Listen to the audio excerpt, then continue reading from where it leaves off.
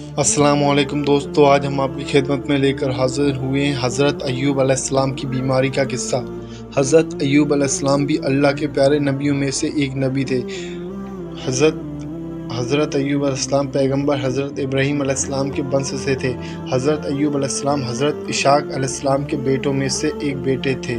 अल्लाह ने आपको माल दौलत और औलादों से नवाजा था। हदीसों के मुताबिक आपके 7 बेटे और 7 बेटियां हुआ करती थीं। हज़रत अय्यूब अलैहिस्सलाम उस वक्त अपने कबीले के बहुत मालदार सरदार थे और बहुत खूबसूरत भी थे। हज़रत अय्यूब अलैहिस्सलाम बहुत बड़े इबादत गुजार भी थे। वह अपना ज़्यादातर वक्त अल्लाह की इबादत में भी गुजारते थे। आप अपने कबीले में उस वक्त इस तरह मशहूर थे कि जब आप घर से किसी काम के लिए निकलते तब लोग आपके इस्तकबाल के लिए खड़े हो जाते थे।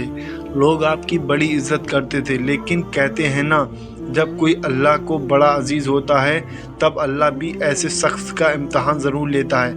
ऐसा ही कुछ हज़रत अय्यूब अलैहिस्सलाम के साथ भी हुआ। हज़रत अय्यूब अलैहिस्सलाम के बीमार होने के बाद क्या हुआ?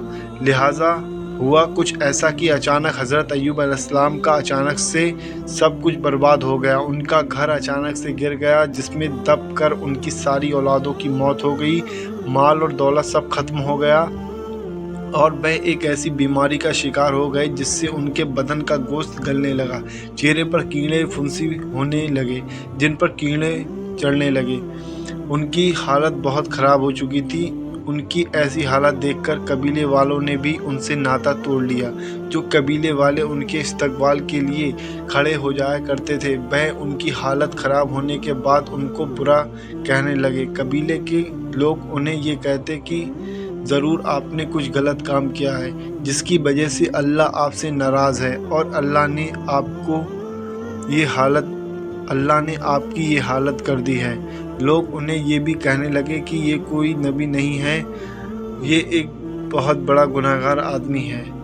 यहाँ तक कि कुछ लोगों ने उन्हें ये तक कह दिया था कि यहाँ से निकलो और जहाँ कचरा डाला जाता है वहाँ जाकर रहो, क्योंकि उनकी हालत इस तरह हो चुकी थी कि लोग उनके साथ रहने को तैयार नहीं थे। आपके जिस्म में इतने फोड़े हो गए थे कि पहचानना मुश्किल हो जाता।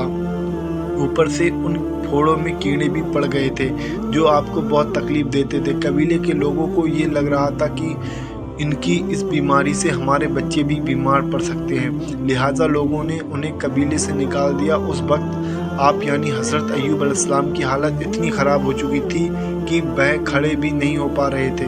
लिहाजा वहाँ के लोग उन्हें कपड़ों में लपेटकर एक लाठी के साथ कचरे के ढेर के यहाँ छोड़ दिया। इतना सब होने के बावजूद हज़रत अय्यूब अलैहिस्सलाम ने अल्लाह की इबादत करना नहीं छोड़ा। वह और उनकी बीवी उस जगह पर ऐसी हालत में भी अल्लाह का शुक्र अदा करते। जब खाने की ज़रूरत पड़ती तब उनकी बीवी घरों में जाकर काम करती और जो कुछ पैसा मिलता उससे खाने का इंतज़ाम करती और उसी से उनका इलाज करवाती थी। एक वक्त ऐसा भी आया जब हज़रत अय्यूब अलैहिस्सलाम की हालत बहुत ही ज़्यादा ख़राब हो गई, जिसमें कीड़े इतने पड़ चुके थे कि बदन से गोश्त ख़त्म होने लगा था। ये देखकर उनकी बीवी ने आपसे फरमाया कि अल्लाह आपको बीमारी से शिफा क्यों नहीं दे रहा। आपने आपकी बीवी से फरमाया कि हम ना जाने कितने ही सालों तक खुशहाल रहे, अगर कुछ साल मुसीबत आ गई तो क्या होगा। अल्लाह हमारा इम्तहान ले रहा है और हमें अल्लाह के इस इम्तहान को कबूल करना है और अल्लाह से इस बीमारी की शिफा के लिए तब तक दुआ मांगनी है जब तक ये बीमारी पूरी तरीके से सही नहीं हो जाती। आपके बदन पर जब कीड़े बाहर निकलकर ज़मीन पर गिरते तो आप उन्हें वापस अपने बदन पर रख लेते थे और कहते थे कि शायद अल्लाह ने इस कीड़े का रिज़्क मेरे बदन से ही लिखा है। अल्लाह की ये मर्जी है, इसलिए जितना खाना खाना है मेरे जिस्म में जाकर खाओ। हज़रत अय्यूब अलैहिस्सलाम कैसे ठीक हुए? आप सोच सकते हैं कि आप में कितनी हिम्मत थी कि इतना होने के बावजूद भी आपने अल्लाह पर यकीन करना नहीं छोड़ा। एक वक्त ऐसा भी आया जब कबीले के लोगों ने हज़रत अय्यूब अलैहिस्सलाम की बीवी को भी काम के लिए घर पर बुलाना बंद कर दिया, क्योंकि उनको शक हो गया था कि ये भी उनकी बीमारी हमारे घर में लेकर ना आ जाए। یہ سب دیکھ کر ان کی بیوی بہت رونے لگی۔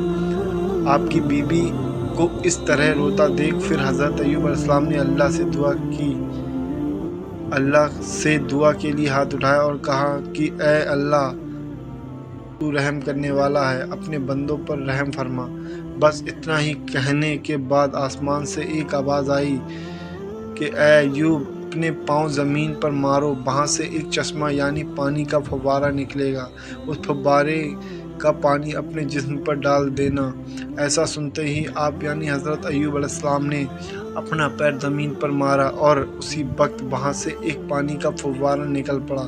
آپ نے اس کا پانی جیسے ہی اپنے جسم پر ڈالا تو اسی وقت آپ بالکل صحیح ہو گئے، آپ کی بیماری بالکل ختم ہو گئی اور آپ پھر سے جوان ہو گئے۔ سبحان اللہ۔ اس وقت اللہ نے آپ کے لیے آسمان سے سونا بھی برسایا اور حضرت ایوب علیہ السلام کی بیوی کو واپس جوانی بخش دی۔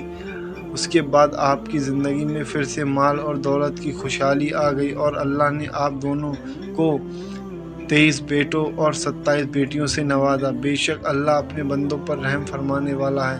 ایک حدیث کے مطابق اللہ کے پیارے رسول محمد صلی اللہ تعالیٰ علیہ وآلہ وسلم نے فرمایا کہ جب بھی آپ مشکل اور پریشانی میں ہو تب آپ حضرت ایوب علیہ السلام کے امتحان کو یاد رکھنا، جنہوں نے اتنا سب کچھ ہونے کے باوجود اللہ کا شکر ادا کرنا نہیں چھوڑا۔ حضرت ایوب علیہ السلام کی بیماری سے شفا کی دعا۔ حدیثوں کے مطابق حضرت ایوب علیہ السلام قریب 18 سالوں تک بیمار رہے۔ بیماری سے شفا کے لیے وہ ہر وقت اللہ سے دعا کرتے۔ ایک دعا جو حضرت ایوب علیہ السلام ہمیشہ بیماری سے شفا کے لیے پڑھا کرتے تھے، وہ دعا اس طرح ہے: ربی انی مسانی یضر وانت ارحم الراحمین۔ یہ دعا حضرت ایوب علیہ السلام اپنی اچھی صحت کے لیے کیا کرتے تھے، جس کی فضیلت سے آپ بالکل صحت مند ہو گئے تھے۔ ہر مسلمان کو حضرت ایوب علیہ السلام کے امتحان سے سیکھ لینا چاہیے۔ چاہے کتنی بھی برا وقت آئے، مشکلیں آئیں، ہر وقت اللہ کا شکر ادا کرنا چاہیے، کیونکہ اللہ کی مرضی کے بغیر کچھ ممکن نہیں۔ وہ جسے چاہے راجہ بنا دے اور جسے چاہے فقیر۔ اس لیے ہمیں چاہیے کہ کوئی بھی بیماری جو لا علاج ہے یا آپ یا آپ کا کوئی رشتہ دار یا دوست کوئی بھی بیماری سے پریشان ہے تو علاج کروانے پر بھی صحیح نہیں ہو رہی ہے، تو کثرت سے حضرت ایوب علیہ السلام کی یہ دعا پڑھیں، انشاءاللہ ہر بیماری سے شفا ملے گی۔ تو دوستو، ویڈیو کو لائک اور چینل کو سبسکرائب کریں ایسے ہی پیارے پیارے واقعے سننے کے لیے۔